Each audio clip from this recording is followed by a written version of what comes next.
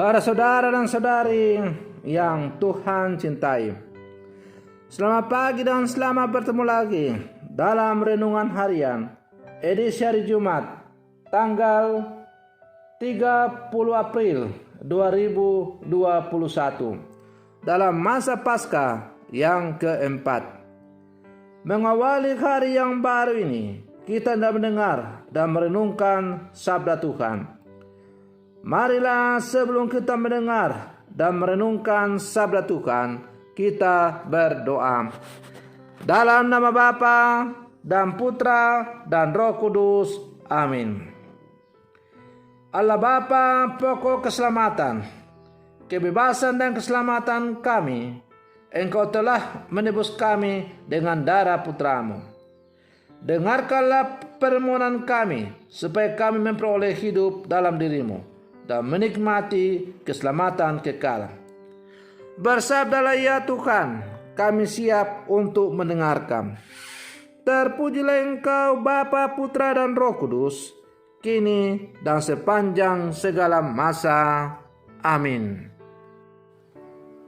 Para saudara dan saudari yang Tuhan cintai, sabda Tuhan yang hendak kita dengar dan kita renungkan untuk mengawali hari yang baru ini, hari Jumat dalam masa Paskah yang keempat, diambil dari Injil Yohanes pasal 14 ayat 1 sampai 6. Tuhan sertamu. Inilah Injil Tuhan kita Yesus Kristus menurut Santo Yohanes. Dalam amanah perpisahannya, Yesus berkata kepada murid-muridnya, "Janganlah gelisah hatimu, percayalah kepada Allah, percayalah juga kepadaku. Di rumah Bapa-Ku banyak tempat tinggal. Jika tidak demikian, tentu Aku mengatakannya kepadamu. Sebab Aku pergi ke situ untuk menyediakan tempat bagimu. Dan apabila Aku telah pergi ke situ dan telah menyediakan tempat bagimu, Aku akan datang kembali dan membawa kamu kembali ke tempatku, supaya di tempat di mana Aku berada, kamu pun berada. Dan kemana Aku pergi, kamu tahu jalan ke situ." Kata Thomas kepadanya, "Tuhan, kami tidak tahu kemana Engkau pergi. Jadi bagaimana kami tahu jalan ke situ?" Kata Yesus kepadanya, "Akulah jalan dan kebenaran dan hidup. Tidak ada seorang pun yang datang kepada Bapa kalau tidak melalui Aku." Demikianlah Injil Tuhan. Para saudara dan saudari yang Tuhan cintai, orang yang sedang naik perahu motor tanpa sadar sering mencengkram erat pinggir perahu. Semakin cemas ia akan keselamatannya, semakin erat pula ia mencengkram pinggir perahu itu. Padahal mungkin pengemudi perahu itu sudah berkali-kali mengalami situasi serupa dan sanggup mengatasinya. Di setiap penyeberangan, seorang penumpang mungkin tak sepenuhnya percaya pada kemahiran juru kemudi. Para saudara dan saudari yang Tuhan cintai, kisah Injil hari ini menampilkan Yesus yang sedang berupaya untuk meneguhkan iman para muridnya.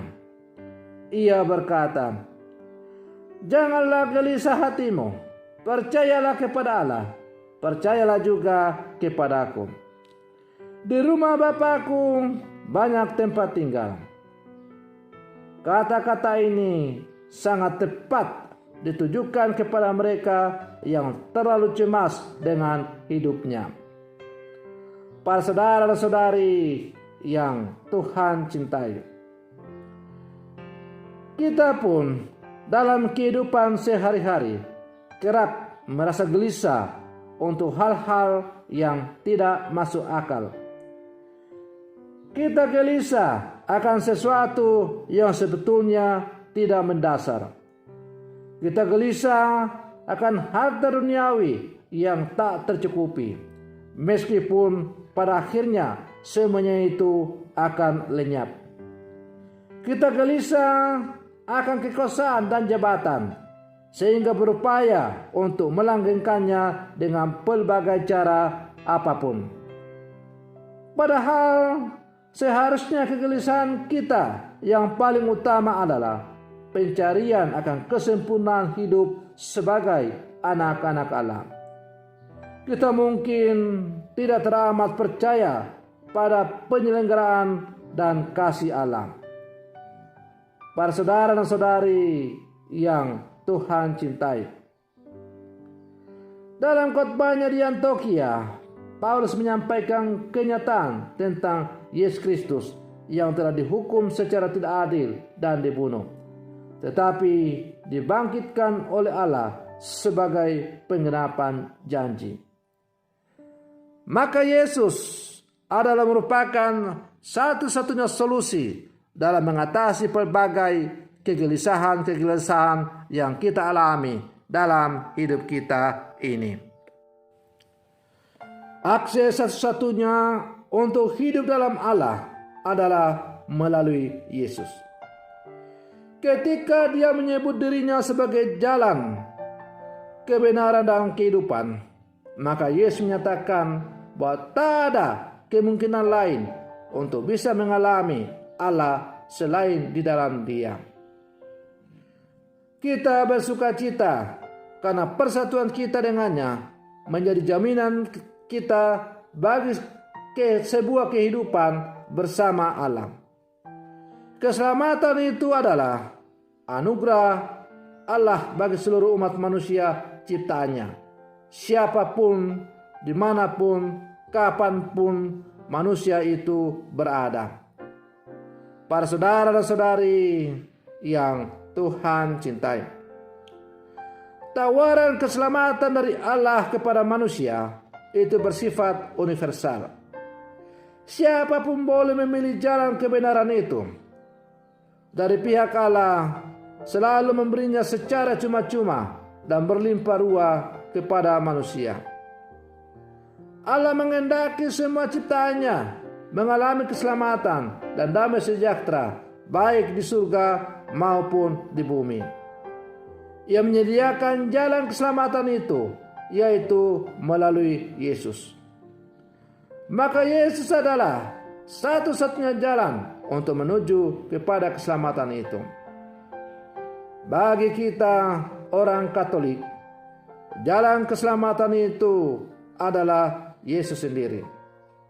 Dalam diri Yesuslah kita menemukan model hidup yang sempurna, yang mengantarkan kita pada persekutuan kasih yang paripurna dengan Allah sendiri.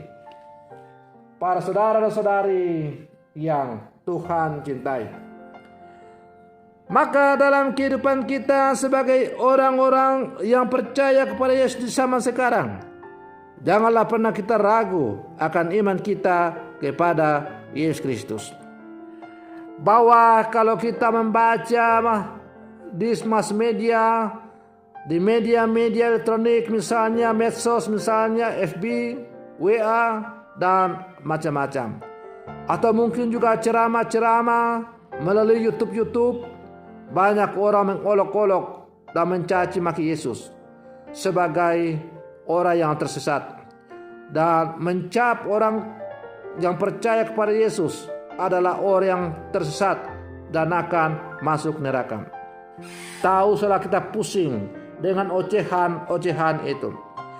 Bagi kita yang percaya kepada Yesus, kita harus tetap yakin dan percaya apapun tantangannya, bahwa Yesus itu adalah satu-satunya jalan untuk menuju kepada keselamatan kekal.